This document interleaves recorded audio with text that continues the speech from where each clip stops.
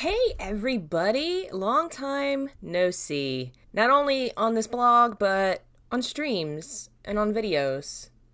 On Dasher and Dancer. Nope, wrong season. I've been really busy. And part of it's your fault.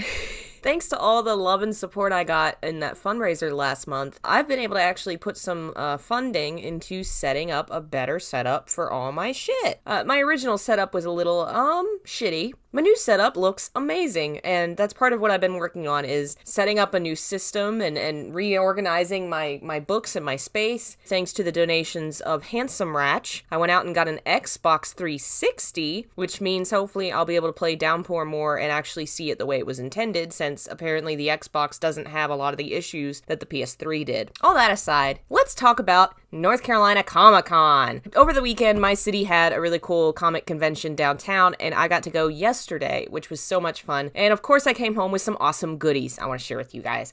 First and foremost, look at this awesome picture of Pyramid Head. It was the only Silent Hill rep for the whole convention, which makes sense. Typically at a Comic-Con, you see a lot more comic books. Usually at things like Animazement and the anime conventions, you see a lot more Silent Hill stuff because it's Japanese. But it's super cute. I absolutely love it. The artist is Carnotaurus over on Twitter and Instagram, so you should definitely check them out because I love this and it's adorable. And they also had some Red Dead stuff and Adventure Time. I think I saw some Devilman Crybaby, some Dragon Age, lots of cool shit. So go check it out. I mostly went there to buy books because that's what you find at a Comic-Con. You find books. Cool story though. I actually ran into an old friend from high school. This is insane to me. It must have been my sophomore year at high school. One of my friends made the offhand mention that it was a shame that there was no writers club at our school for all the writers to hang out and work together.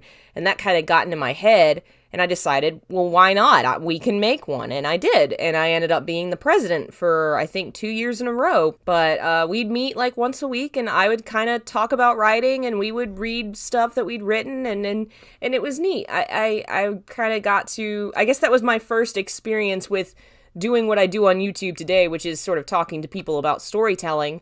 I started with the Writers Club, and lo and behold, one of the people in the Writers Club, a guy named Jacob, who was a friend of mine, was at the convention selling his books. And he's an editor now, he has 2 published works of fiction, and I got to talk to him and find that out, which is really cool. Check him out. He's a great guy and a good writer, and I cannot believe that, just what a flashback. I hope maybe something I said in those club meetings maybe helped him out with figuring out how to write. I also got a book from one of my favorite writers, John G. Hartness. This is book 2 of his series about a guy named Quincy Harker. It's a really cool adaptation of the Dracula story. Basically, the main character, Quincy, is the son of the main characters of Dracula, Mina and Jonathan. And because of everything that happened with Dracula, he was sort of changed when he was born, and he's kind of semi-immortal and powerful. And so now it's the modern day,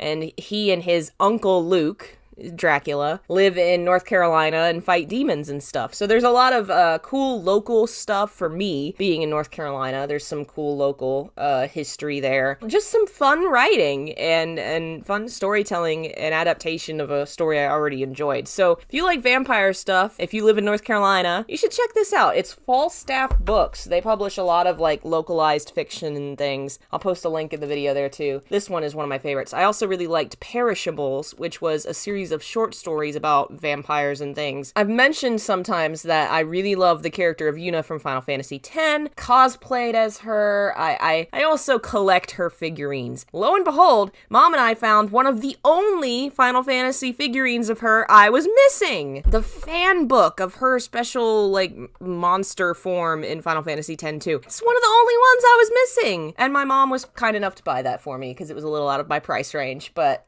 now I have only 4 or 5 things missing from my collection, which will never be complete because one of them is worth $1,500. I got a chandelure. I love Pokemon and I love collecting Pokemon plushies, and I've wanted this one forever, but it's a Japanese import, which means it's really expensive. And this guy had it for like $20, which was really good. I was very happy to have my little chandelure, and now he hangs over my desk now. He's watching over me. Anyway, that's enough gabbing on about my weekend. Let's get to the questions. You mentioned liking the period Rurouni Kenshin was set in. Have you ever heard of a series called Vagabond? I have heard of that series. I didn't realize it was set in that time period. I haven't read it, and I will have to add that to my list to check out. What made you want to start YouTube? I actually I was working on my podcast, and I found a bunch of old notes, and one of them, it had a little sort of list of to-dos or possibilities, I guess, and it was YouTube ?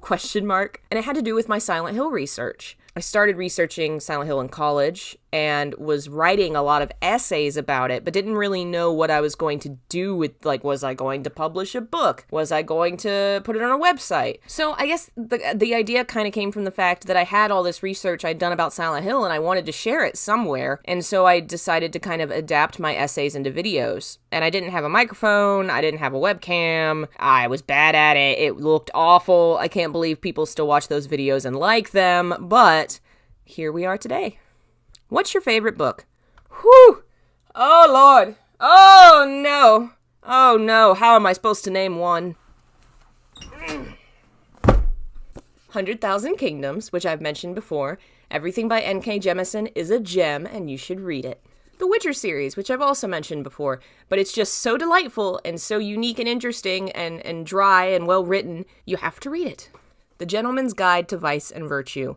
It's the story of 3 young kids struggling to understand themselves and fit into society in, like, 18th century, where one is mixed race and one's a girl and one's gay. And it just broke my heart and then fixed it, and then broke it again and then fixed it again, and I really want the sequel. Carry On as if Harry Potter was actually gay. And it's amazing, and it's one of the most amazing stories ever, and the sequel, Wayward Son, is coming out this year, and I'm so excited! Anything by Rick Riordan. I love the Percy Jackson books, they're so good.